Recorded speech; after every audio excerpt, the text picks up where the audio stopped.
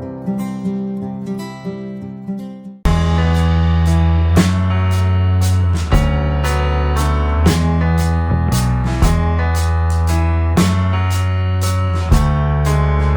hello, this is PGR. You're watching PGR's Indian Recipes. Masalas. Masala is a mixture of various different spices. These masalas bring in flavors and aroma to the dishes. Today we're going to look into see how we could prepare a garam masala.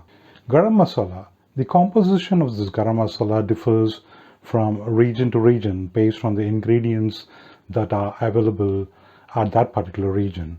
So I'm going to use the ingredients that are commonly available in market to prepare this garam masala. We have preheated the pan and we're going to roast these ingredients before we grind it.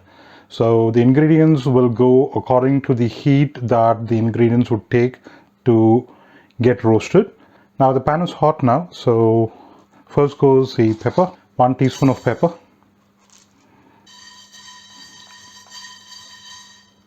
Once you hear a crackling noise from the pepper,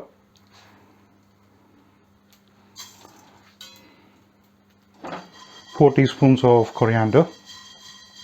Coriander is an immune booster. 1 teaspoon of cumin, 1 teaspoon of fennel, 3 Badige chilies. The Badige chili is not spicy, but it actually adds more color to your masala.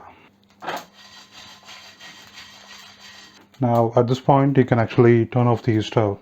Black stone flour, black cardamom 2, star anise 3, Marathi mogu 2, a small piece of maize, small piece of nutmeg, 2 inches of cinnamon, 1 teaspoon of Shai Jeera or cake seed, cardamom 10, cloves 10.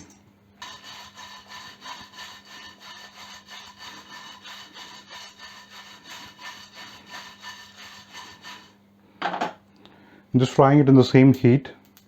I'm not lighting up the stove.